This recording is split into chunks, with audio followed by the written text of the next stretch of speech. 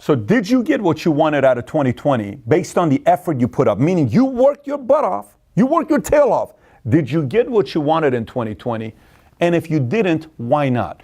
Could it be the fact that maybe your ability to sell and negotiate and persuade isn't at the level that it needs to be? Look, I've trained tens of thousands of people in sales the last 20 years, and I can tell it takes six things to be great in sales. We'll talk about that in today's video. And by the way, when I go through these six things, watch how closely this is to also you dating somebody that eventually leads to a real solid relationship, possibly a running mate, as well as what it takes to find a business partner that becomes a long-term running mate. So let me get right into it. Six things it takes to be great in sales.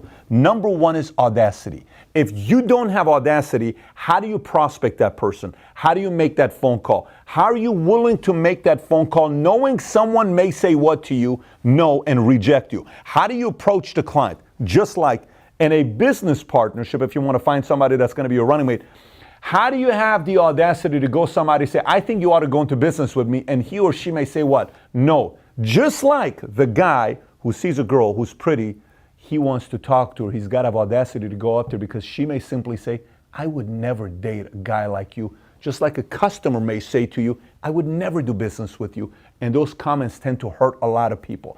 That's why it takes audacity to go prospect and make the phone calls. Number two, outside of audacity, is repetition. What's repetition? It takes repetition to learn a script, an approach, or a presentation. So you repeat it over and over and over and over, and you fine tune it. You add this story, you add that, you add this question, you add that. And so many times you do it, eventually like, here's what we do. Let me tell you what about it. Tell me about yourself. So when we do about the presentation becomes easy. Just like a business partner, just like somebody you're dating, you present, you adjust, you make your pitch better, you make your presentation slides better until eventually you become so easy where it's effortless. So number one, audacity, you approach prospect. Number two, repetition by you learning the script and the words over and over and over again. Number three is discipline. What's discipline? Discipline is you had the audacity to go and talk to the person. They said yes. They gave you the number. You present it. They said, let me think about it. Then you follow up.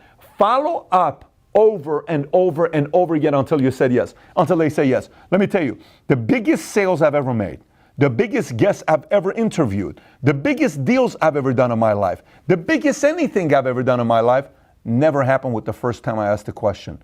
It happened with me doing a second approach, a third approach, a fourth approach, a fifth approach, a sixth approach, a seventh approach. Then things were patiently like nothing going on, no progress was being made. Then I made the subtle phone call. Hey, Bob, just wanted to check on you. How's everything? Everything good? Good. And I don't even make the ask. I just call. Bob, everything good? Yeah, you calling about that stuff? No, I'm just checking on you. Is everything good with you? Yeah, why? Just want to check on you, man. I really enjoy talking to you.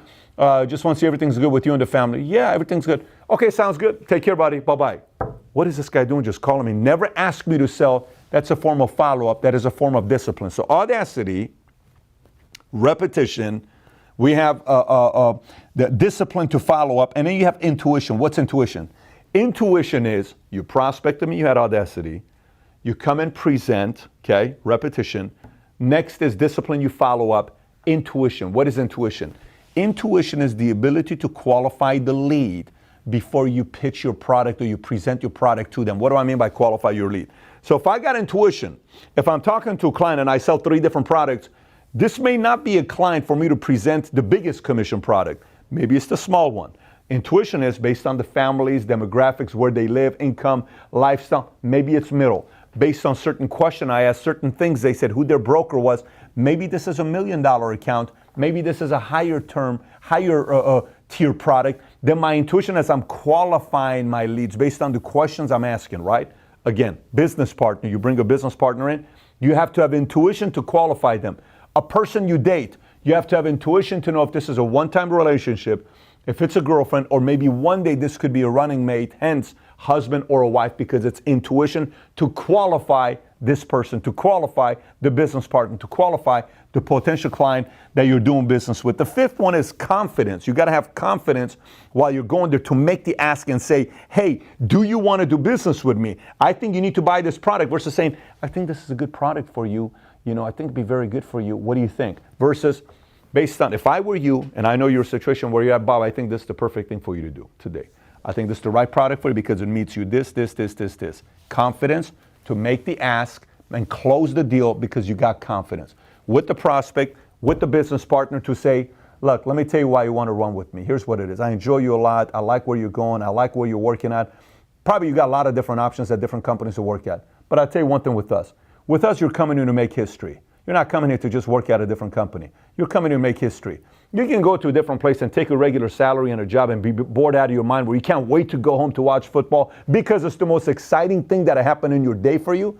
With us, you're going to come here, you're going to say, if I miss football, it's cool because the most exciting thing I'm doing is I'm making history, running with them. Confidence to ask and close him. Confidence to ask her and say, look, you're a good-looking girl. Don't get me wrong. I tell you, I already know you're drop-dead gorgeous. I've told you this before. There's a lot of guys out there you can go with. Good luck finding somebody like me. And I'm not trying to be arrogant. I'm not trying to be cocky. I know what I have to offer. I saw how you looked at me. I saw what things you said. I think you like me. I think you know I like you. I think we ought to go out. That's what I think. What do you say? The approach, the feel, the swagger is felt. You can't teach that, but through a lot of repetition, through a lot of audacity of being rejected, through a lot of you giving your presentation and having the intuition to qualify, all of these things you're doing leads to you having the confidence to make that ask. You know what's the last thing here? Let me tell you what's the last thing here for people that do great in sales. It's character. You may say, Pat, character. What does character have to do anything? This is how you build a reputation in the marketplace. Let me tell you about the reputation you build in the marketplace. That person had the audacity to prospect. They say, okay, I'll give you my number. They give their number. I present, okay, and I do a good job because I've done so much repetition. They like it. After I present, I have the discipline. I follow up. They come to me. I do the right presentation. I qualify them. I have the intuition where I see this could be a client that may need this. Then I have the confidence to sell them the product. The last one is character. Character is you follow through on whatever that product was supposed to do, whatever your service was supposed to do. If you told them you're going to call them in 3 months, you did. If you told them the product was going to do X, Y, Z for them, it did. If you told them that you're going to go out there and be able to do such and such thing for them and deliver on all your promises, you did. And when you do that, what this person does, they tell the world about it. By the way, same as a business partner. You do right with a person you do business with as a business partner, they're going to tell everybody about it. And they're going to bring other people that want to work with your company. If you do this right with a guy or a girl, you go and you say, let me tell you, I'm going to rock your world. You know what's bad about that line? If you don't rock their world, it's kind of embarrassing. You better rock their world. If you're going to say, baby, I'm going to rock your world tonight, you better rock her world that night, or else don't use that line. But if you do rock her world, she's going to go tell her friends, this guy freaking rocked my world. Let me tell you, this was a whole different story. Same thing with somebody you date. If you marry somebody like me, I'm going to give you the world. You give her the world, and everyone's going to say, this guy kept on his promises. That's sales for you. If you do those 6 things, you're going to crush it in sales. So let me go through this one more time. The 6 things. Number 1, audacity. Number 2, repetition for presentation. Number 3, discipline to follow up. Number 4 is intuition to qualify. Number 5 is confidence to close. And number 6 is character. You do those 6 things, great things are going to happen to you. And by the way, if you didn't make a lot of sales in 2020, not as much as you thought you were going to do, here are 6 reasons why you don't sell more. If you find that these 6 reasons, it gets very deep, very specific, but it gives you an idea on why you could have sold more in 2020 and you didn't. So hopefully you can make those adjustments in 2021 so it becomes a record-breaking year for you in sales. Having said that, have a killer 2021. Take care. Bye-bye.